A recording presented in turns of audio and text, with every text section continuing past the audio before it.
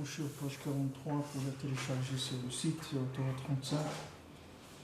On va commencer le Otiyud, première colonne en bas. Vezeu prinat ma shesofrim hayamim besarat shavuot. Shu mitzvat sfirat hakdosha vanora meod. C'est ça qu'on compte les jours depuis Pessah jusqu'à Shavuot, qui est la mitzvah de compter le Homer, qui est une mitzvah qui est sainte et redoutable, qui est al pasuk ani hayom yelidticha, parce que c'est écrit sur le Rebbe, il a dit sur le pasuk que je t'ai enfanté aujourd'hui. C'est-à-dire quand Hachem il va dire à Mashiach, je t'ai enfanté aujourd'hui, que l'écart du Zman, il est Mecheseron Adat, c'est-à-dire que le temps, il vient du manque de prise de conscience. C'est-à-dire si la conscience, elle était plus forte, le temps, il n'existerait pas.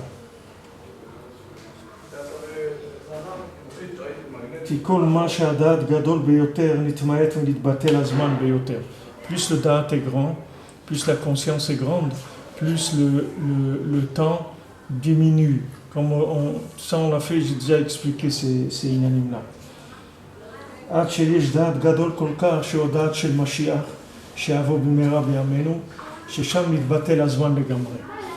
qu'il y a le Da'at de Mashiach, ce Da'at-là, c'est le Da'at qu'on attend, qui va se révéler, Mashiach qui va se révéler, et lui, il va avoir un da'at qui va annuler le temps complètement. Qui est l'asid prinat lemala me'azman, parce que Mashiach il pourra atteindre la compréhension au-dessus du temps.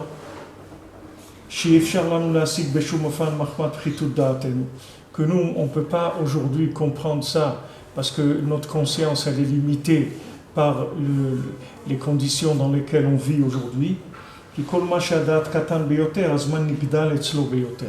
Parce que plus le da'at est petit, plus le temps est long, plus le temps est grand.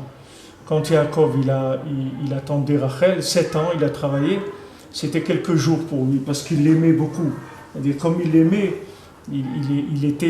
c'est comme s'il était déjà marié avec elle. C'est passé comme quelques jours. C'est-à-dire qu'il y a un date que ce date-là, il annule tout le temps du monde.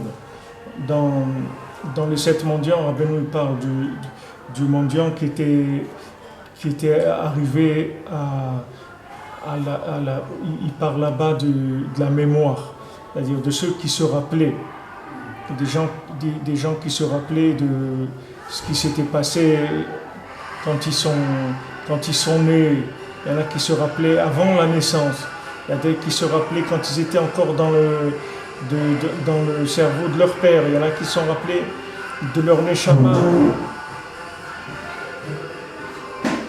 avant que leur neshama elle descende dans leur corps.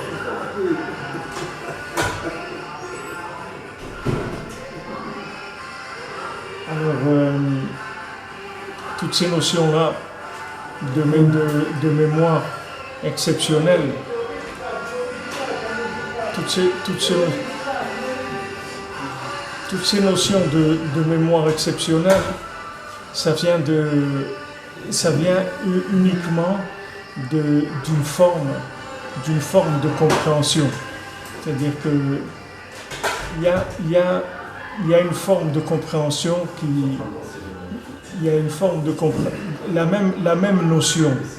la même notion, on peut parler de la même notion. C'est-à-dire, comme je vous dis, quand Moshe Rabbeinu il dit quelque chose, alors c'est Zé Adava, voilà la chose comme elle est. Quand c'est un autre David, quand c'est une autre personne, même un autre prophète qui parle de quelque chose, alors lui il dit Ko Amar Hashem, ainsi a dit Hashem. Maintenant il parle de la même chose, d'accord? Il parle de la même chose. C'est-à-dire, imaginons maintenant quelqu'un qui vous dit quelque chose, d'accord? Maintenant, quelle est la valeur de ce qu'il a dit? Quelle est la valeur de la parole qu'il a dite? C'est dans cette parole-là combien vous avez prendre conscience de la notion qu'il est en train de vous expliquer. Parce que si maintenant, il n'est pas arrivé à vous faire prendre conscience de ce qu'il est en train de vous dire, c'est comme s'il ne vous a rien dit du tout. C'est comme s'il vous a collé une image sur un mur, c'est tout. C'est-à-dire, il n'y a rien qui est rentré dans la personne. Maintenant, quand quelqu'un, il a du da'at, ça veut dire que quand il vous dit quelque chose, il vous communique la conscience de la chose. C'est-à-dire, quand il dit à quelqu'un, quand un père, il parle avec son fils, s'il sait lui parler, si le père, il a du da'at, quand il va dire quelque chose à son fils, il va le vivre comme si c'était maintenant la chose. Il va le vivre comme si c'était actuel. Pas il a entendu une information. Il va vivre tout de suite la chose. Il va réaliser la chose. C'est ça la différence qu'il y a dans toute la transmission de la Torah. C'est-à-dire que pourquoi ça ne sert à rien d'étudier avec des gens qui n'ont pas de da'at, qui n'ont pas de conscience d'Hachem? Parce que tout ce qu'ils te transmettent, ça ne peut pas te faire prendre conscience de la vérité. Même si tu fréquentes la vérité avec ta tête, même si tu as des notions, tu connais ça, et tu connais ça, et tu connais... Mais ça ne vit pas chez toi. Tu ne réalises pas ce que ça veut dire. Le but, c'est de réaliser les choses. Le but, c'est une transmission qui fait réaliser qu'il y a Hachem dans le monde. C'est ça qu'on a besoin de savoir. On a besoin de prendre conscience qu'il y a Hachem dans le monde. On a besoin de prendre conscience qu'on va mourir. On a besoin de prendre conscience qu'il y a un autre monde. On a besoin de prendre conscience qu'il y a des tzadikim. On a besoin de prendre conscience que les mitzvot, c'est quelque chose qui donne la vie. On a besoin de prendre conscience que les averot, ça fait mal. Rabbeinu, il dit dans la Torah, il couvre même guillemets dans le côté moral, il dit si quelqu'un il a le mérite de ressentir la douleur des averot, si quelqu'un il ressent le mal que ça fait, si quelqu'un il sent que ça fait mal, ça y est, il s'arrête. Mais si quelqu'un il sent pas que ça fait mal, pourquoi il va s'arrêter? Tu dis mais tu sais c'est pas bien, ok, c'est vrai, j'ai entendu, c'est pas bien. Mais ça sert à rien de dire que c'est pas bien, stam, de l'informer. Il faut que dans l'information, il passe la chose. Il faut que maintenant, si quelqu'un, tu lui expliques que de rouler avec une voiture qui est pas en état, c'est dangereux, il peut avoir un accident, il faut qu'au moment où tu lui dises ça, tu arrives à lui faire prendre conscience qu'il peut avoir un accident, parce que sinon tu lui as rien dit du tout. Tu l'as informé que voilà, le véhicule qu'il a, il n'est pas aux normes et qu'il peut avoir un accident. Ok, merci. Alors, et lui, il fait ce qu'il a fait, normal, c'est tout, il ne se passe rien du tout. Tant que la personne n'a pas pris conscience de la chose, il n'y a pas de date. Alors, qu'est-ce que dire qu'il n'y a pas de date? Ça veut dire qu'il y a une distance temporelle entre la notion que tu lui dis et la personne qui est immense. Immense. C'est-à-dire qu'il peut se passer, comme on dit, que quelqu'un, il met que 40 ans, qu'entre 40 ans après, il va comprendre ce que son rabbi lui a dit. C'est-à-dire, chaque mot qu'il lui dit, il y a 40 ans de route avant qu'il arrive à comprendre ce qu'il lui a dit. Maintenant, lui, il a enregistré des choses, il fait confiance à son rave et tout, il l'aime bien et tout, mais comprendre, il n'a rien compris du tout. Il faut 40 ans, ça c'est pour quelqu'un qui est un talmide, un véritable talmide, mais il y a des gens qui comprennent rien, de toute leur vie, ils n'ont rien compris. Il y a des gens qui peuvent vous réciter la Torah par cœur, qui connaissent. Ici, combien en Israël, vous allez voir, il y a des gens, des chauffeurs de taxi, on rencontre souvent, des chauffeurs de bus, il va vous dire, voilà, moi j'ai appris, quand j'étais jeune, voilà, cette Gemara-là, il commence à vous réciter et tout. Maintenant, lui, il ne fait plus rien, il n'a plus de kippa, il ne fait pas Shabbat, il ne fait rien du tout. Et pourtant, il va te réciter des choses.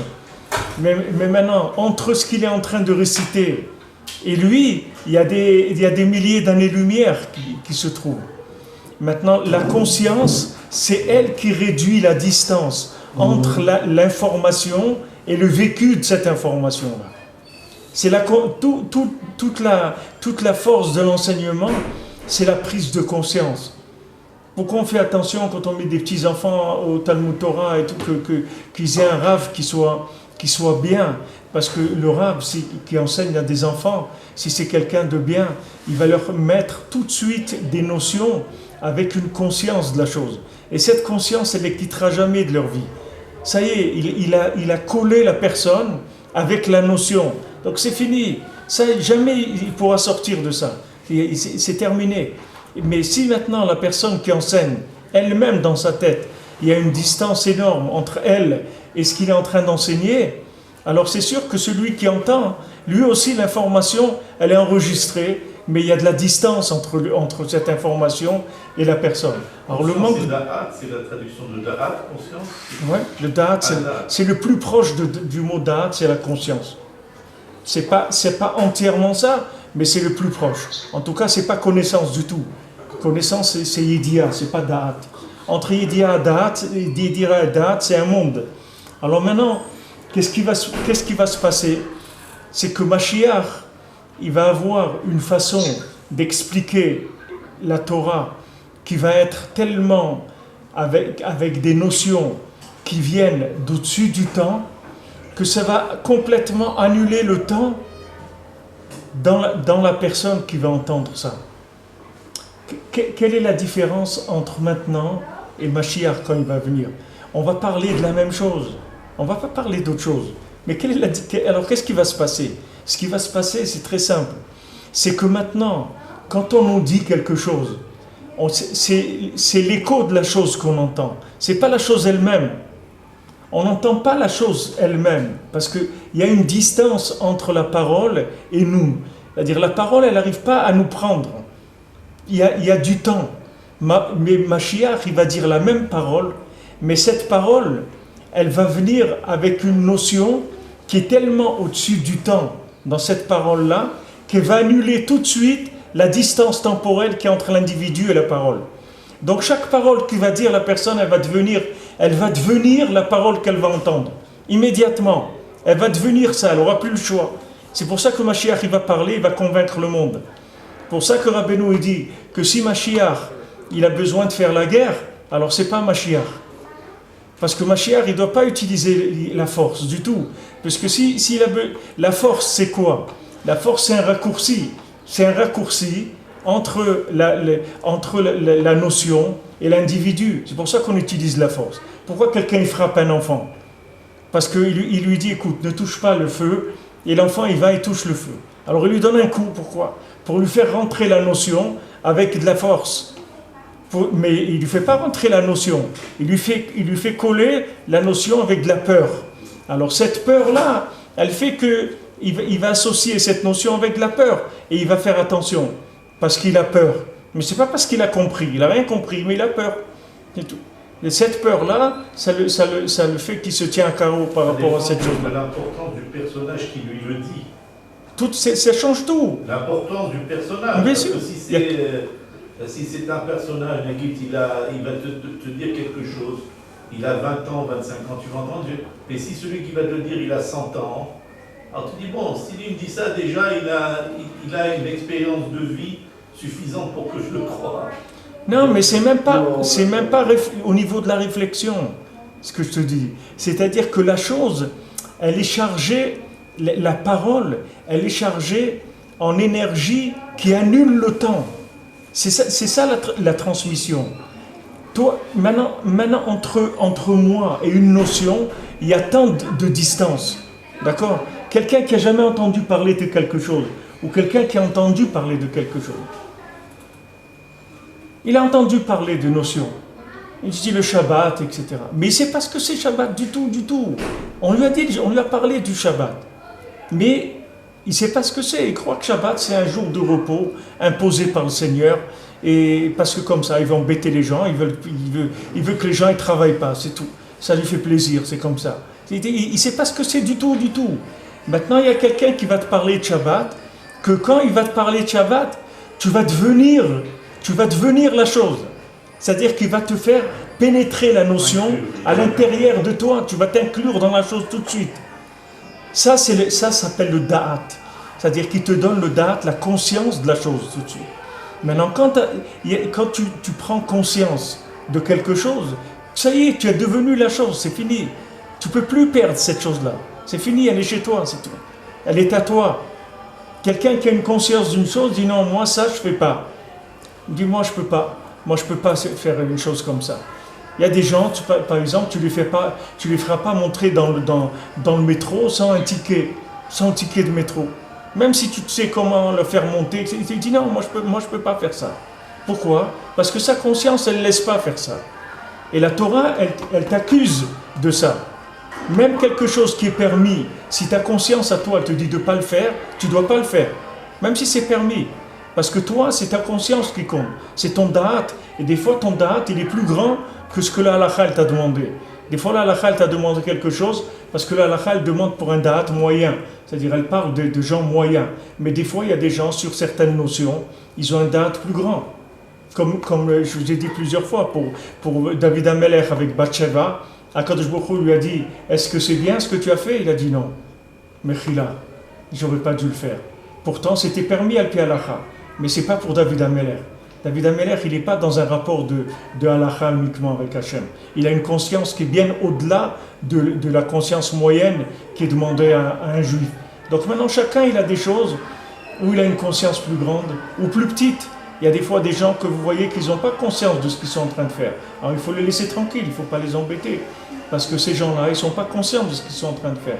Maintenant, s'ils cherchent à ouvrir leur conscience, alors il faut les aider à ouvrir la conscience. Mais cette notion-là, c'est ce qu'il explique ici, c'est une notion messianique, c'est-à-dire quelqu'un qui a compris ça, il a compris quelque chose qu'il y a peu de gens dans le monde qui savent cette chose-là. Il y a très peu de gens qui savent ça. C'est quelque chose d'extraordinaire, c'est un péléplaïm, c'est de savoir ça. Que Mashiach, il va te dire le même mot, et il va t'attraper tout de suite. Avec les mêmes mots, il ne va pas te dire un autre mot. Mais seulement ce mot, il va être chargé en énergie qui est au-dessus du temps. Donc il va te raccourcir tout de suite la distance qui est entre toi et la notion dont il est en train de te parler. Il va t'annuler. C'est ce qui se passe avec Rabbi Nachman. En vérité, lui, il nous donne des notions qui sont très anciennes. Elles existent depuis la nuit des temps. On en a parlé à toutes les époques. Mais quand lui nous le dit maintenant, quand il nous parle de Chatzot, c'est autre chose.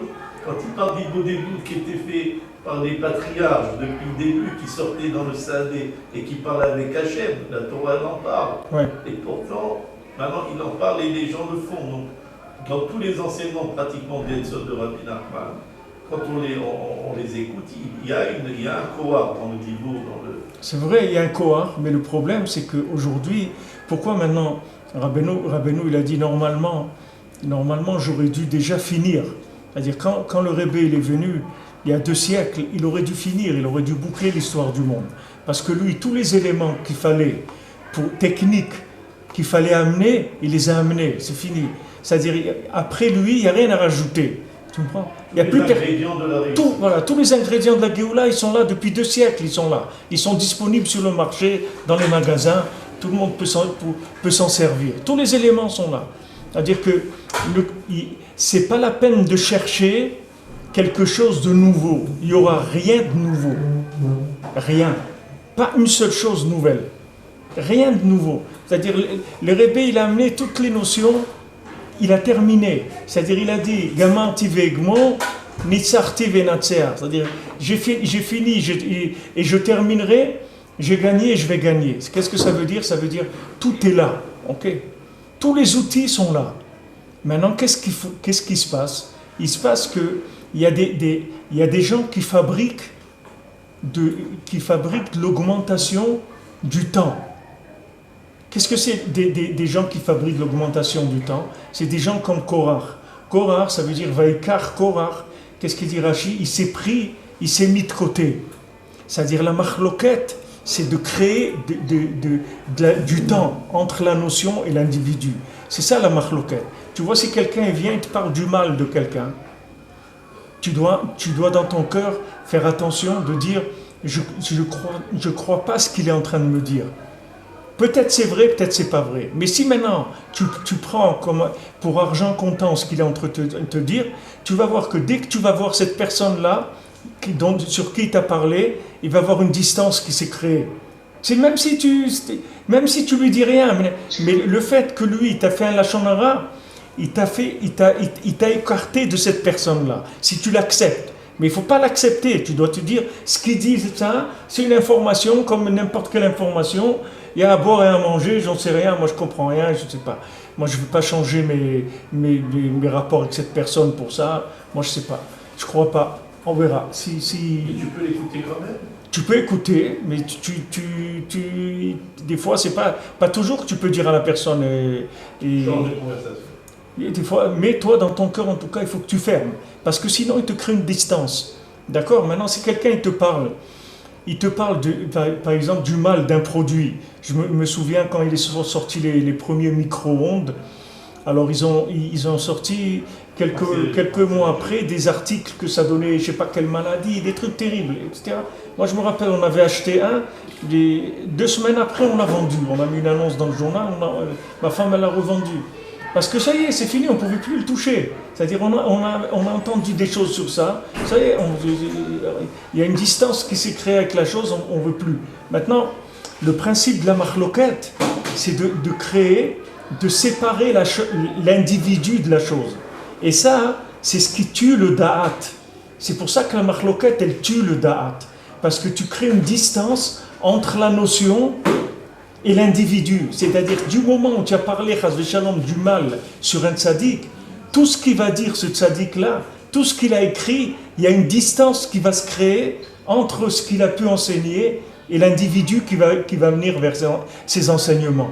Autant que Rabbi Nachman, il a amené tous les éléments de la Géoula, ils sont là, il n'y aura pas autre chose. Mashiach, il viendra, les gens ils vont faire Itbo des doutes, ils vont étudier la Gemara, ils vont faire le Shulchan Aruch, il n'y a rien qui va changer. Les outils, ils sont là, c'est les mêmes, il n'y aura pas d'autres outils. C'est ceux-là les outils de la Géoula, il n'y en a pas d'autres. Il n'y a personne qui va sortir un joker qui va dire voilà, eh ben ça c'est Mashiach. Il n'y aura pas ça. Tous les jokers ils sont sortis, tout c'est terminé. Mais qu'est-ce qu'il y a eu? Il y a eu de la mahloket. C'est-à-dire qu'ils ont fait de la mahloket contre Rabbi Nachman, et la mahloket, elle continue encore aujourd'hui. C'est-à-dire les scissions, elles continuent, et surtout dans Breslev, il y a des scissions. Ces scissions-là, elles créent des distances entre les paroles du tzaddik et les individus. Plus il y a de scissions, plus tu augmentes la distance, la notion de temps entre l'individu et la parole. Plus il y a de shalom, plus la parole, elle se rapproche de l'individu. Donc maintenant, le Mashiach, quand il va venir, il va avoir un ingrédient dans ses paroles qui va annuler le temps. Il va annuler le temps. Et quand il va annuler le temps qu'il y a entre la parole et l'individu, toutes les paroles, elles vont rentrer dans les gens. C'est fini. C'est fini. Chaque parole de Torah, boum, le bonhomme, il devient la chose tout de suite. C'est-à-dire, il n'a plus le choix. C'est fini. Il n'a plus de choix. Il va entendre une parole, il n'a plus le choix. Pourquoi? Parce qu'il n'y a pas de distance. Il va annuler la distance. Mashiach, il va avoir un shalom nifla dans le Olam, comme on l'a vu avant. Il y aura un shalom nifla. C'est-à-dire que tu vas avoir un loup qui va habiter avec un agneau et il n'aura pas envie de le dévorer du tout. Parce qu'il n'y aura pas du tout de scission entre même les animaux, il n'y aura pas de scission. Comme on a vu avant que l'homme il était responsable de son taureau, si son taureau il va encorner des gens, que le propriétaire est responsable, il doit payer tous les dégâts qu'il a fait, parce qu'il dit que son taureau, s'il est comme ça, c'est parce que le propriétaire il est comme ça. Donc le taureau il est devenu comme ça. Il va y avoir pourquoi j'insiste sur ça? Parce que si quelqu'un comprend, moi je fais le maximum pour essayer d'ouvrir, mais c'est des notions qui sont des choses exceptionnelles qu'il n'y a jamais eu dans le monde. Jamais personne il a trouvé cette formule-là. Si quelqu'un il comprend que c'est ça le problème, ça y est, il sait ce qu'il faut faire. Déjà il connaît le danger de la mahloket, que la mahloket c'est un danger. Il y a une différence entre la mahloket et le lashon hara.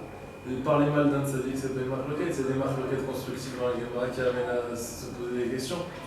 Rabbi Meir, par exemple, il avait un date au-dessus des gens, et il y avait des mahloket avec lui, et ils acceptaient que ce qu'il disait c'était au-delà, mais comme c'était un niveau de conscience encore plus élevé, alors on a dit la halakha est en dessous. Mais il y avait des mahloket positives. Ça c'est des mahloket de Shem Shamaï. Ça c'est de la mahloket de fusion. C'est de la mahloket, c'est le contraire de la mahloket. C'est que maintenant, moi je pense comme ça, et toi tu penses comme ça, comment tous les deux on va se fusionner dans le Shem? Comment on va chercher, comment tous les deux on va rentrer dans un? C'est le contraire de la mahloket, c'est pour enlever la mahloket. Mais quand quelqu'un il parle du lashon hara, le lashon hara c'est la mahloket. C'est le moteur de la mahloket. Ça n'existe pas des mahloket si tu ne parles pas de lashon hara.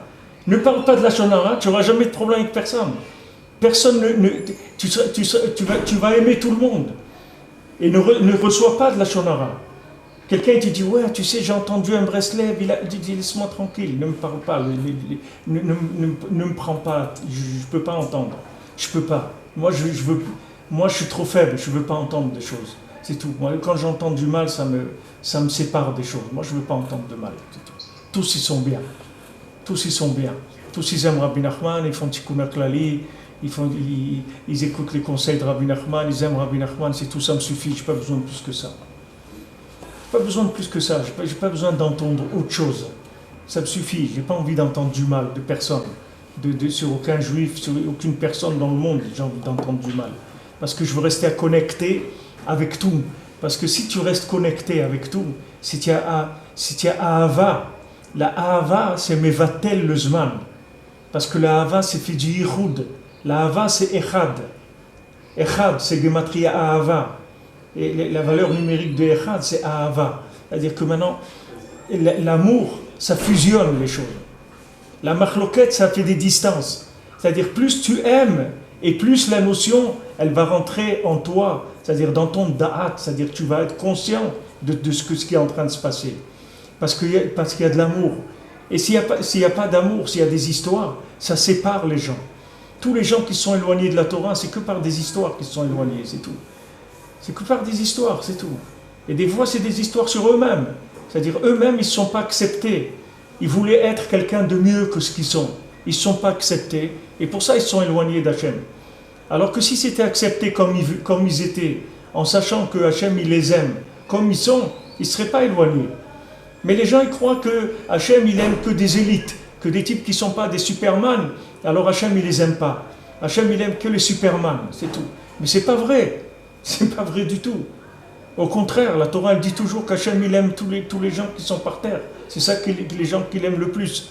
Et les gens des fois ils se jugent mal eux-mêmes, ils sont trop rigoureux avec eux-mêmes et ils s'éloignent de eux-mêmes, ils s'éloignent d'Hachem. Eux ils créent une distance. Maintenant des fois ça se voit, lui des fois l'individu, il ne se rend même pas compte. Lui il étudie, il prie, il fait tout, mais il ne sait pas qu'il a créé une distance. Que cette distance, ça fait que quand il entend une parole de Torah, c'est pas de la Torah qu'il a entendue. C'est un écho d'un écho, d'un écho, d'un écho. Donc cette parole, elle n'arrive pas à l'attraper, à le sortir. Comme Rabbeinu l'amène pour la Mishnah dans la Gemara Rosh Hashanah, sur celui qui est toqué à Bebor. Il dit que maintenant quelqu'un qui fait les tkiyot shofar, qui sonne du shofar dans un puits. Maintenant quelqu'un qui est à l'extérieur, s'il a entendu l'écho du shofar, il n'est pas yotzé. S'il entend le shofar lui-même, il est yotzé. Mais ça veut dire qu'il est acquitté. Mais s'il entend l'écho du shofar, il n'est pas acquitté. Alors Rabbeinu il dit, qu'est-ce que ça veut dire yotzé? Ça veut dire qu'il est sorti du rat. Il y a de ça, ça veut dire qu'il est sorti du mal. Il est sorti de la prison d'où il était. S'il a entendu le shofar. Qu'on a vu ici que Rabbi Nathan il a ramené le kol shofar, qui réveille du sommeil. C'est-à-dire la personne qui était emprisonnée, quand elle entend le son du shofar, ça sort la personne. Mais quand quelqu'un a entendu un écho du shofar, ça ne le sort pas. Parce que c'est qu'un écho qu'il a entendu. C'est pareil. Tu vois, des fois, tu vas parler dans un endroit, tu vas parler avec des gens, les gens, ils entendent rien de ce que tu es en train de dire. Rien du tout. Parce qu'il y a des distances et des distances et des distances énormes entre l'individu et celui qui est en train de parler. Alors que des gens qui ont un petit peu plus de sincérité, un peu plus de simplicité, ils arrivent à être très très proches de la parole. Très très proches. Il y a des gens, ils acceptent. Des gens, tu vois, ils ne sont pas très religieux et tout. Tu leur dis quelque chose, ils le prennent. Ils disent, ah bon, à Ouman, il faut aller. Ben, ils viennent à Ouman. Ils viennent à Ouman. La dernière fois, quand on était à Lyon avec Dan, on a parlé là-bas de Tikkun HaKlali et tout. Il y avait une dame là-bas, ça fait des années qu'elle n'a pas d'enfant. Elle a entendu ça, le Tikkun HaKlali, elle a dit, c'est quoi? Toi, elle a pris, elle a commencé à faire Tikkun HaKlali tous les jours. Bon, Hachem, 2-3 semaines après, elle attendait un bébé. Je veux dire, c'est des gens simples. Parce que la simplicité, le fait qu'ils sont simples, ça évite les distances entre la notion et l'individu.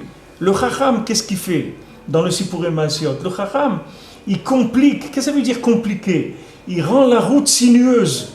Il crée un labyrinthe entre la notion et lui. Donc il n'arrive pas à recevoir la notion.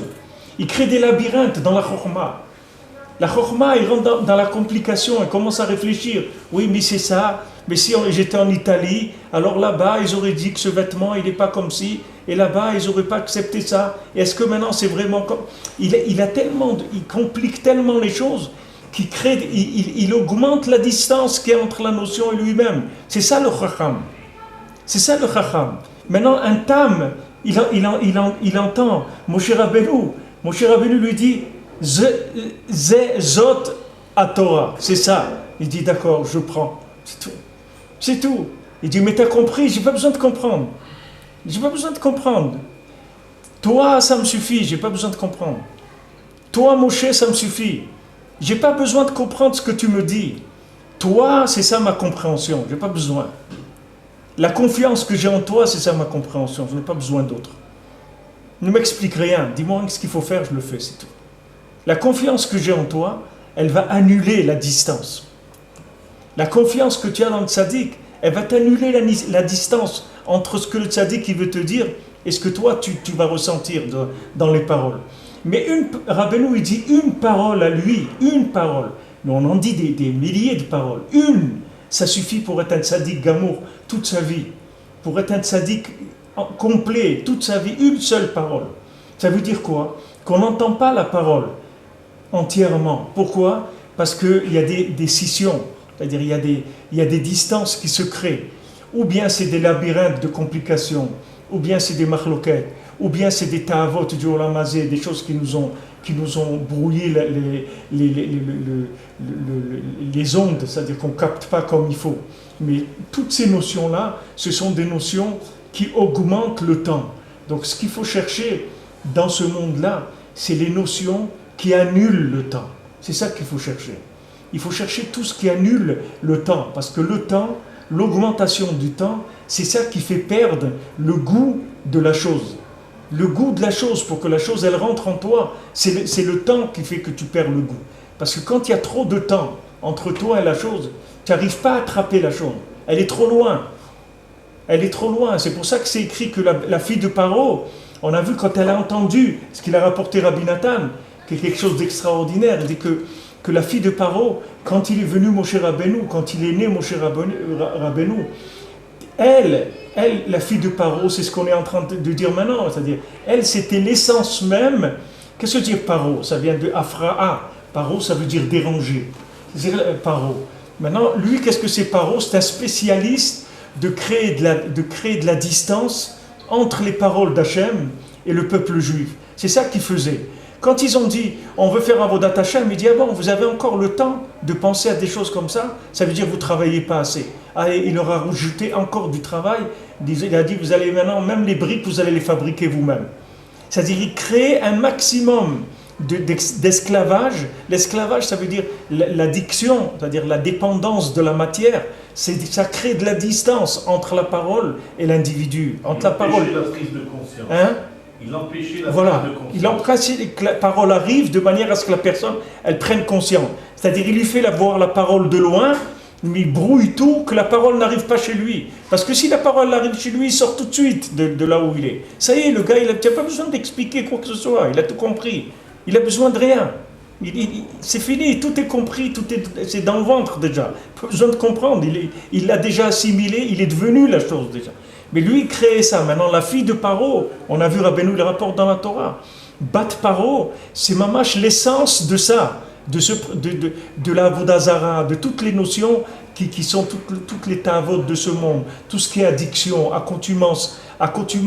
Quand tu crées une dépendance de quelque chose, tu vois bien quelqu'un qui a besoin d'acheter des cigarettes, par exemple.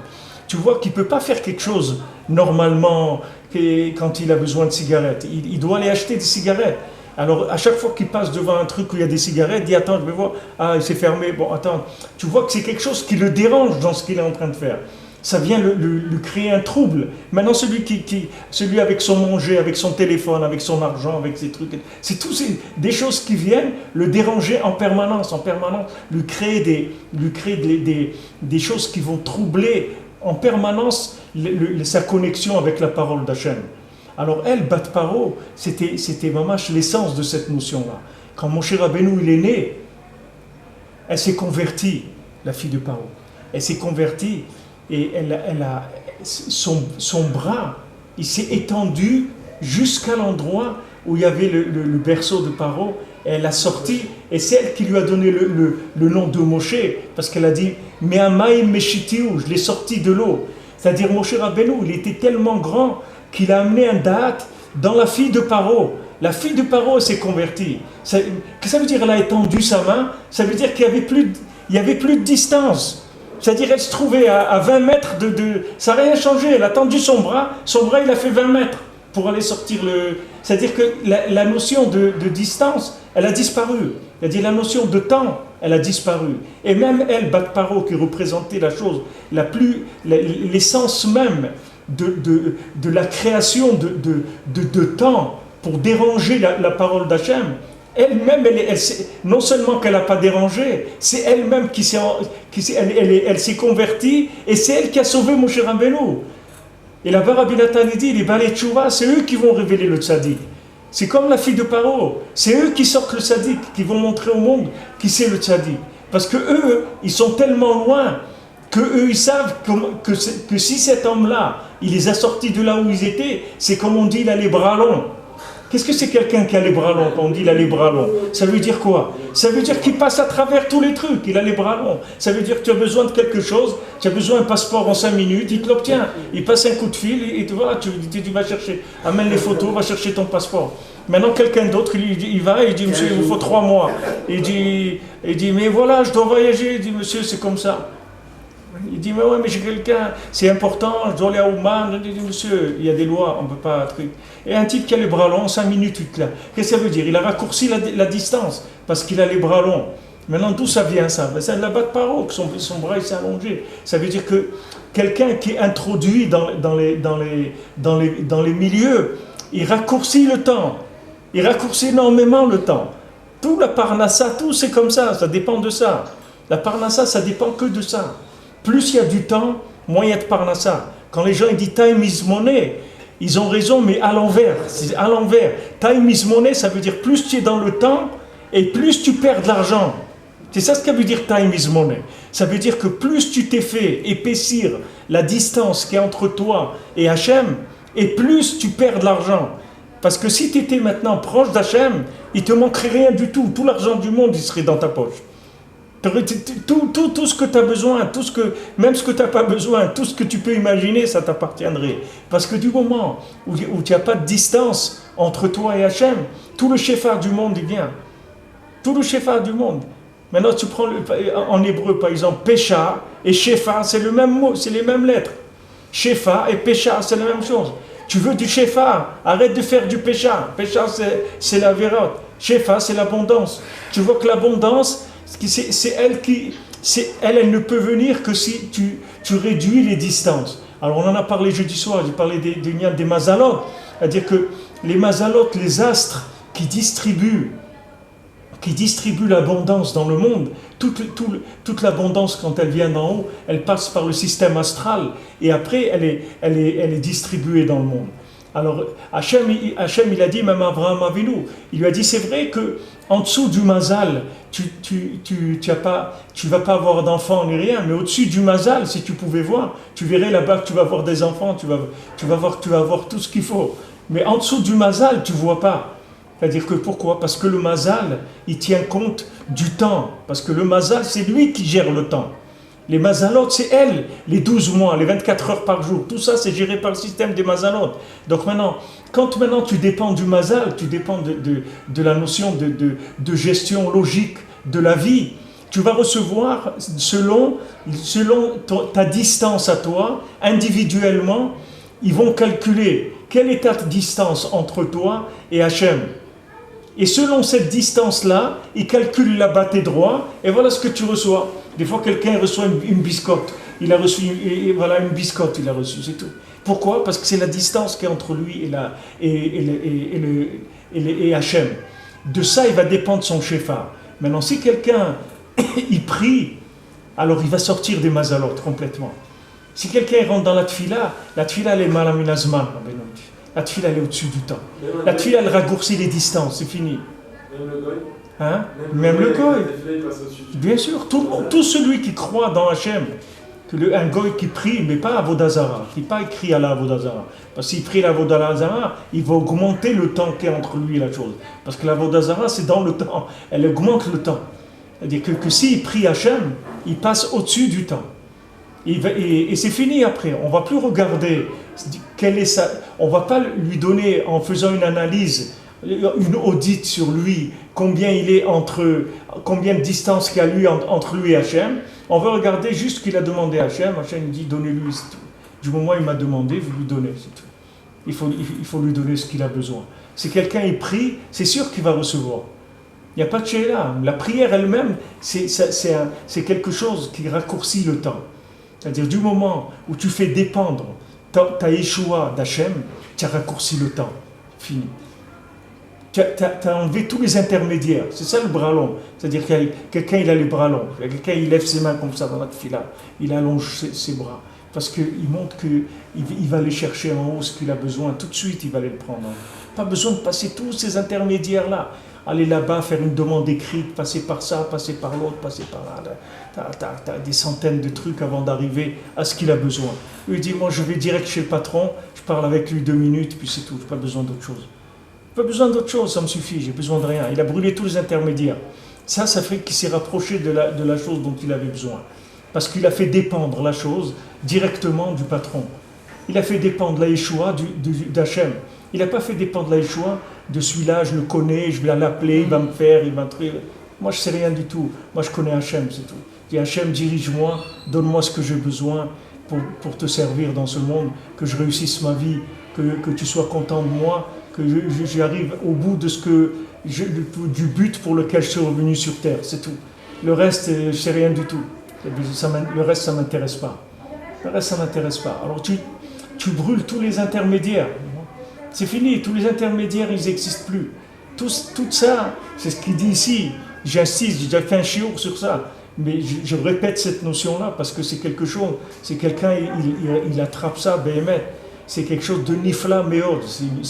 C'est une chorma qu'il n'y a jamais eu dans le monde. C'est les gens, si ça, il y a des gens, il y a 2 siècles, ils savaient ça, le monde, il aurait été différent. Mais les gens, ils ne savent pas, ils savaient, les gens qui étaient capables d'exploiter ça et d'en faire quelque chose de mamache dans le monde, malheureusement, il n'y en a plus beaucoup aujourd'hui. C'est aussi pourquoi on nous donne des révélations de secrets comme ça extraordinaires. Parce que malheureusement, aujourd'hui, il n'y a pas beaucoup de gens qui sont capables d'exploiter ces choses-là de façon à en faire quelque chose de populaire, que tout le monde puisse en profiter. On essaye, on fait le maximum, mais c'est difficile déjà d'arriver à chacun. Mais Mashiach, il n'y a pas un lignane de temps, de Koufa, de Zman. Par exemple, un type, on peut lui dire quelque chose quand il a 20 ans, il ne réagit pas. Après, on lui dit la même chose quand il a 30 ans, et ça le fait bouger.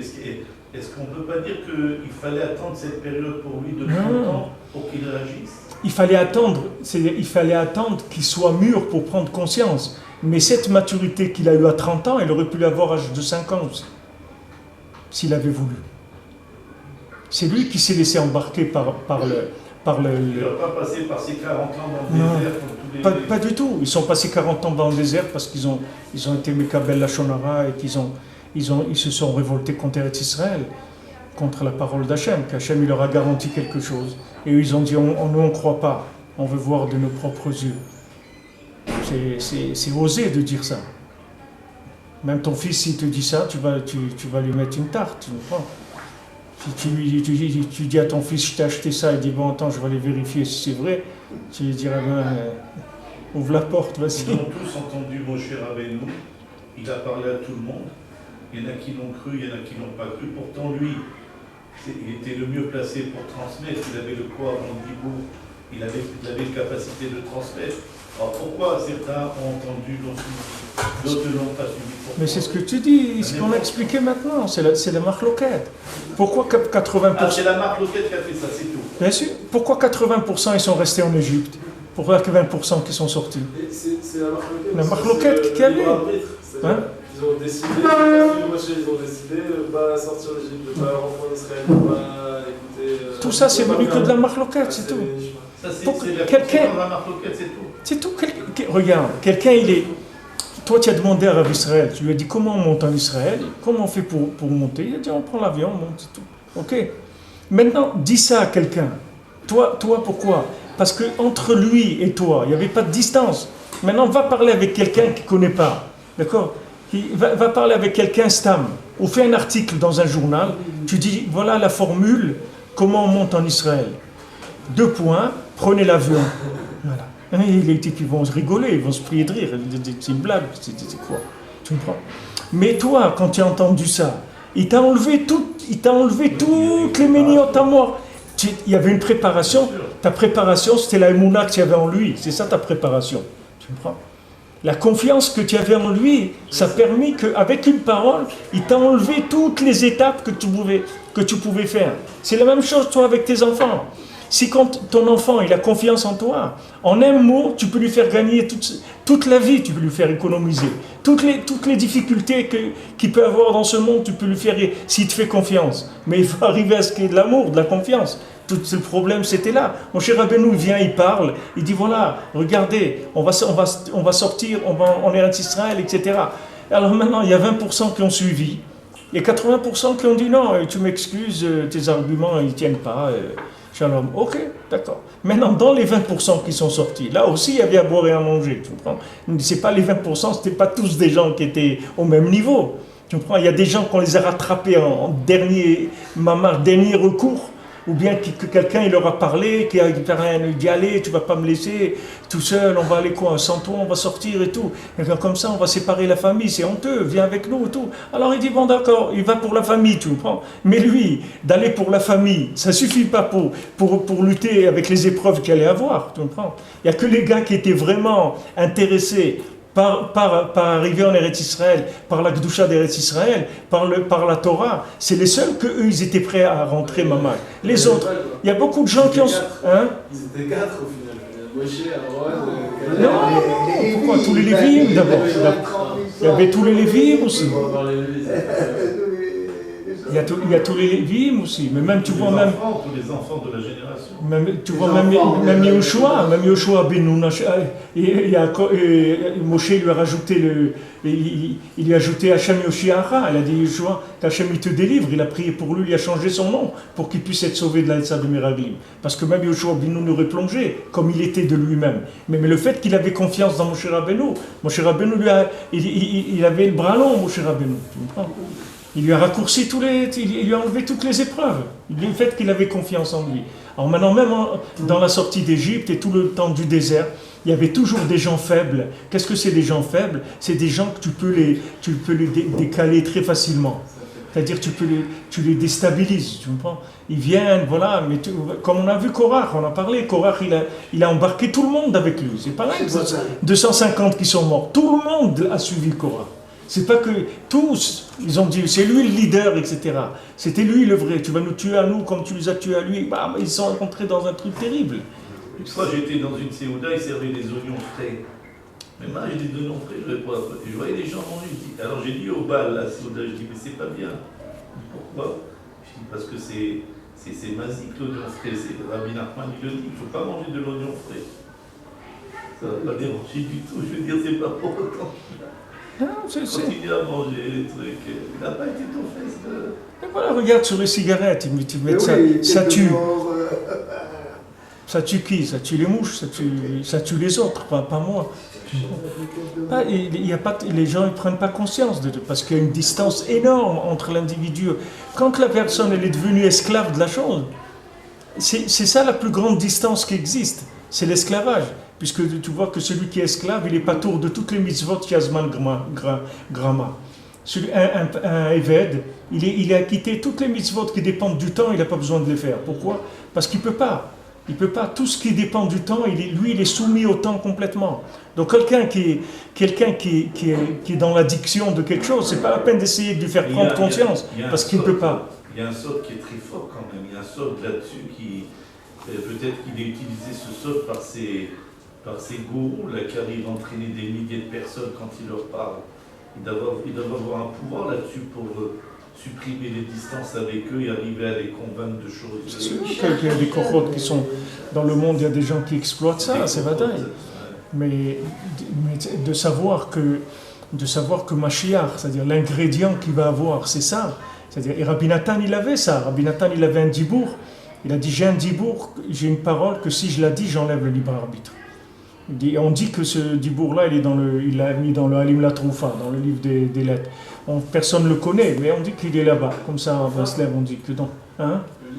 Halim la Troufa. C'est les lettres que Rabbi Nathan il écrivait à son fils.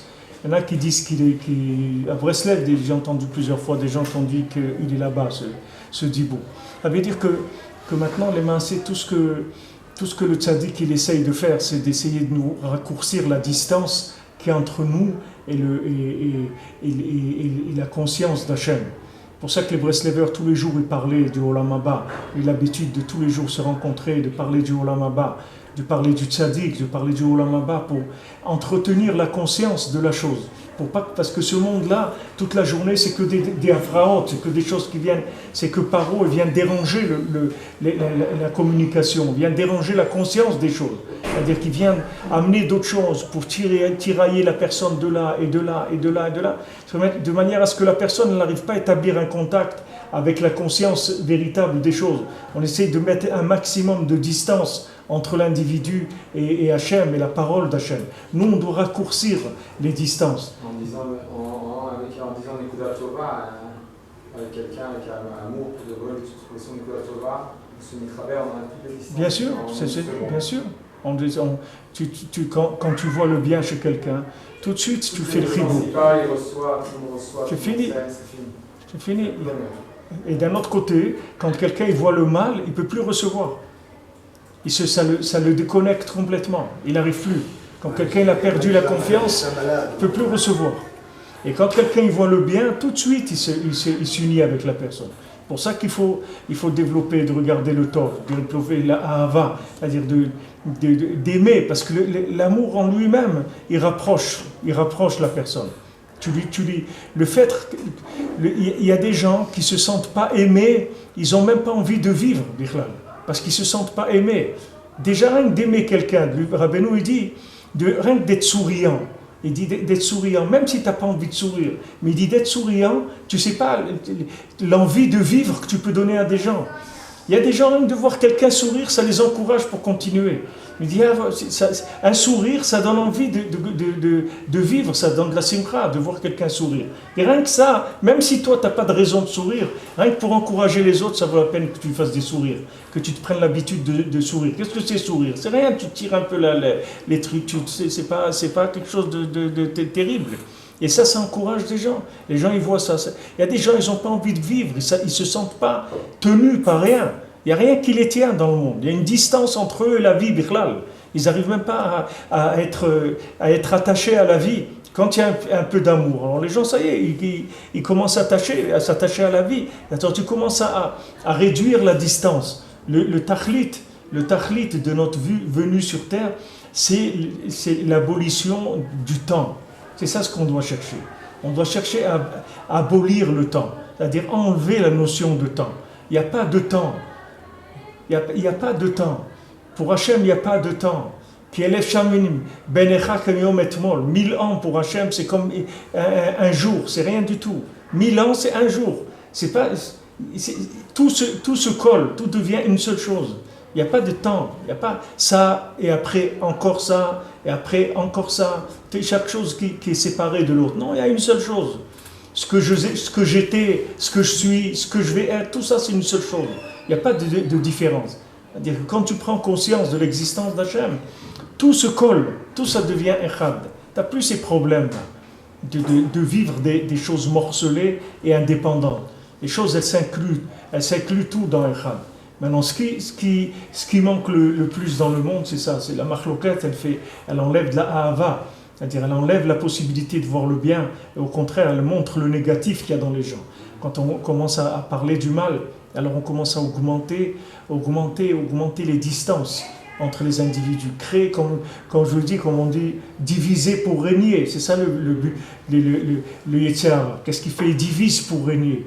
Il coupe les cheveux en quatre, il essaie de chaque chose la couper en morceaux. C'est-à-dire chaque situation crée des morceaux, de manière à ce que tu t'en sortes plus du tout. pour reconnaître le puzzle. C'est-à-dire tu ne reconnais plus les notions, tellement elles sont divisées, tellement elles sont séparées. Il faut faire un travail de ahava, un travail de shalom, parce que ce sont des notions qui collent les morceaux. C'est-à-dire quand ces morceaux-là sont collés, alors après tu sais que tu peux y aller, tu peux aller, il n'y a pas de problème. Tout le shefa, il vient, toute l'abondance du monde va venir, tu vas avoir parnassa facile. Tout devient facile. Tout devient facile parce que tu as brûlé les distances. Même quand tu étudies la Torah, quand tu pries, tout ce que tu fais, pourquoi tu n'arrives pas à rentrer dedans? Parce qu'il y a trop de distance. Des fois, tu vois quelqu'un, il est comme ça, préoccupé, etc. Il vient pour prier, il n'a même pas la tête pour prier. C'est-à-dire, il va dire des mots, il va faire comme ça sa prière, mais il n'est pas concentré du tout, il ne peut pas. Sa tête, elle est ailleurs complètement. Elle était prise dans un autre... Paro lui a pris la tête, il lui a fait une afra du cerveau pendant le temps où il devait faire sa prière, où il devait étudier. Il n'arrive pas à se connecter, parce qu'il y a trop de distance. Ici, ce qu'il explique, c'est quelque chose de nifla meod. C'est celui qui à la chante là, c'est quelque chose d'extraordinaire. C'est-à-dire qu'on va Bezat Hashem après retourner dans la Torah pour remettre ces notions, c'est-à-dire essayer de les revoir dans le Likutei Moharan. Mais déjà, ici, on va en parler encore un petit peu, parce qu'il y a quelques pages encore qui vont parler de cette notion-là. Mais c'est quelque chose de fondamental, puisque c'est le secret de la Géoula. C'est ça qui va, c'est l'arme messianique. C'est ça qui va avoir Mashiach. C'est pas les outils. Les gens ils croient qu'il va nous sortir des outils qu'il n'y a pas. Tous les outils sont là. Il n'y aura pas d'autres outils. Seulement, Mashiach il va enlever les distances. Les distances qu'il y a entre les individus, comme on dit Pirud Levavot, que les cœurs ils sont séparés. C'est-à-dire il va rapprocher les cœurs des gens. Pour enlever les distances, il faut enlever les distances. Il faut arriver à sortir de l'imaginaire pour enlever les distances. Il ne faut pas voir qu'une personne elle est comme ça, alors bon, elle a une apparence comme ça, donc c'est pas, moi je peux pas me parler avec lui, ou je peux pas me... Il faut enlever les distances, il ne faut pas qu'il y ait de distance. Il faut abolir la distance. C'est ça qui est... D'ailleurs, quand on veut mettre quelqu'un en khérem, on dit ne vous approchez pas de lui. Ouais, le khérem c'est ça. Ouais. Prenez vos distances. Ouais. On met la personne en dehors, on le sort du machané, on le sort du clan Israël. Bien sûr, le khérem c'est ça. Ça fait des choses terribles. Normalement, Rabbeinu il a dit ça quand Rabbi Yitzhak de Berditchev, quand il devait faire normalement un chérem sur celui qui a fait la machloket sur Rabbeinu, celui qui a fait tout contre Rabbeinu, il devait faire un chérem chez lui. Quand ils étaient chez Rabbi Yitzhak de Berditchev, il y avait là-bas le Balatania, il y avait plusieurs, des grands tzadikim, mais ils étaient tous d'accord de faire ça. Parce qu'ils étaient tous horrifiés par toutes les histoires qu'il a racontées sur Rabbi Nachman et tout ce rave-là. C'était un tzaddik, c'était un grand rave. Jusqu'à aujourd'hui encore, il a de la chassidoute de ça. Alors il devait le mettre en chérem, justement, et la mère il y a eu, je sais pas, du feu dans la cuisine. La femme de Rabbi Yitzhak de Berditchev. Sa mère, je crois. C'est sa mère. Il y a eu du feu dans la cuisine, au truc. Elle dit, je veux pas qu'on fasse ça ici, truc et tout. Alors, ils n'ont pas fait. Et après, comme ils l'ont pas fait, à ce moment-là, ça s'est pas fait du tout. Alors après, ils ont dit, Rabbeinu, il n'était pas dans la maison à ce moment-là. C'est eux qui ont décidé de faire. Alors après, ils ont raconté à Rabbeinu ce qui s'était passé. Ils lui ont dit, voilà, voilà ce qu'il y avait. Ils n'ont pas fait le chérem. Alors Rabbeinu, il a dit Rabbi Yitzhak de Berditchev, avant de faire les Tkiot Shofar de Rosh Hashanah, il voit le chariot de Cheskel en haut. Tant qu'il ne voit pas le chariot de Cheskel, il ne sonne pas le chauffard de Rosh Hashanah. Il dit, cette année, il ne va pas voir le chariot de Cheskel. Il ne verra pas. Et quand il ne voit pas, Rabbi Yitzhak de Berditchev, il ne veut pas dire qu'il voit. S'il ne voit pas, il ne voit pas. Et ça a été comme ça. C'est-à-dire le fait que lui, il n'a pas été au bout, c'est-à-dire pour essayer de faire ce qu'il pouvait, pour atténuer la machloket sur Rabbeinu, ça fait que lui-même, ça lui a créé une distance dans sa dvékout, dans le niveau où il était. Là où il était lui, ça lui a créé une petite... il y a eu des conséquences de ça. Parce que tous ceux qui ont pu annuler la machloket contre Rabbeinu, ils ont eu part, les maasés, à un mouvement messianique, c'est-à-dire ils ont été vraiment, toute l'humanité à avancer. Et tous les gens qui ont été contre, ils ont c'est que le temps, c'est tout. C'est pas, les gens, ils vont rien détruire du tout. C'est-à-dire, personne ne va faire de mal dans le monde. Le seul problème qu'il y a, c'est qu'ils font durer la chose. Et pendant que ça dure, il y a des choses qui se passent qui sont pas agréables du tout. Ces choses-là, elles viennent du temps, c'est tout. C'est que le temps, il dure trop. C'est-à-dire, il dure trop longtemps. C'est-à-dire, la Géoula, elle dure trop longtemps. C'est-à-dire, et les gens qui font des histoires d'Ashonara, des trucs et tout, ils font encore retarder la Géoula. Et encore, ils poussent plus loin. Elle n'est pas scellée.